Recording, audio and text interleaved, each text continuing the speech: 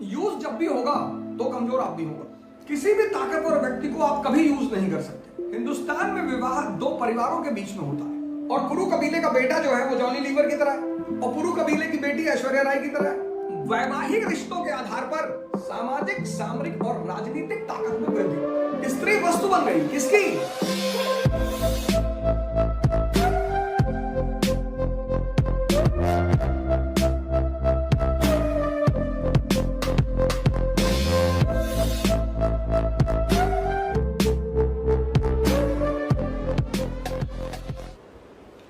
अब मैंने कल आपसे कहा, अगर आपने ध्यान दिया होगा और सोचने की कोशिश की होगी, कि गोत्र व्यवस्था स्त्री की स्थिति की पतन का कारण बना। जो 2000 साल तक स्त्रियां गुलाम रहीं, उसकी मेन वजह थी गोत्र व्यवस्था। क्यों?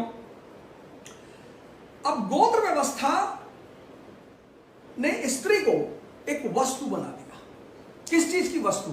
शक्ति में वृद्धि का वस्तु। जब भी हमें किसी को यूज करना होता है तो हमें उसे कमजोर करना होता है। किसी भी ताकतवर व्यक्ति को आप कभी यूज नहीं कर सकते। सिद्धांत है, यूज जब भी होगा तो कमजोर आदमी होगा। और अब स्त्री को वस्तु बना दिया। किसके लिए? शक्ति वृद्धि।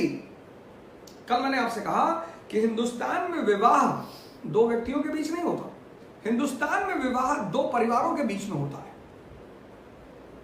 अब 1000 BC में लोहे की खोज, कृषि अर्थव्यवस्था की शुरुआत, अब जमीन पे कब्जे की शुरुआत हुई, भूमि अधिग्रहण। अभी भी सरप्लस नहीं पैदा हुआ इकोनॉमी में, अभी भी स्थायी सेना नहीं पैदा हुई। अब ताकत चाहिए भूमि पर कब्जा करने के लिए।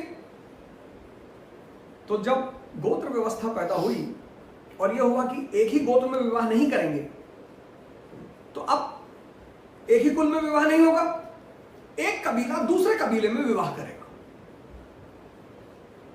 जैसे कुरु कबीला, पुरु कबीला। कुरु कबीला का बेटा और पुरु कबीले की बेटी, और दोनों में विवाह हो गया। तो अब दो कबीले रिश्तेदार हो गए। तो वैवाहिक रिश्तों से के आधार पर सामरिक शक्ति, राजनीतिक शक्ति में वृद्धि की गई। इसलिए आप देखेंगे कि मैरिज अलायंस राजनीतिक शक्ति में वृद्धि की एक बहुत अहम कारण रहा। वैवाहिक रिश्तों के आधार पर सामाजिक, सामरिक और राजनीतिक ताकत में वृद्धि। तो स्त्री क्या बन गई? ताकत में वृद्धि की वस्तु। अब मैंने कहा कुरु कबीले का बेटा और पुरु कबीले की बेटी, और कुरु कबीले का बेटा जो है वो जॉनी लीवर की तरह है, और पुरु कबीले की बेटी ऐश्वर्या राय की तरह है, पढ़ी लिखी, IAS है। तो अगर उसकी शादी जॉनी लीवर से की जाने का प्रस्ताव किया जाएगा, हो सकता है वो मना कर, हो सकता है, हो सकता है। लेकिन अगर इस ऐश्वर्या राय को पढ़ने ही नहीं दिया जाएगा, इसका इंडिपेंडेंट व्यक्तित्व तो पैदा ही होने नहीं दिया जाएगा, ना शिक्षा मिलेगी, तो फिर धर्म, अर्थ, शिक्षा के बाद अर्थ, शिक्षा ही नहीं मिलेगी, इकोनॉमिक इंडिपेंडेंस पैदा ही नहीं होगा। तो स्त्री क्या बन जाएगी? डिपेंडेंट। तो उस डिपेंडेंट को आप किसी के साथ भी बांध सकते हैं। तो इस गोत्र व्यवस्था ने सबसे बड़ा प्रहार कहां किया? नारी की शिक्षा पर। लेटर वैदिक पीरियड में आप देखेंगे कि शूद्र के साथ साथ स्त्री का भी उपनयन संस्कार नहीं होता था। यानी शिक्षा का जो अधिकार वैदिक पीरियड में था वो छीन लिया गया। बात समझ में आई ना? स्त्री वस्तु बन गई किसकी? शक्ति में वृद्धि की।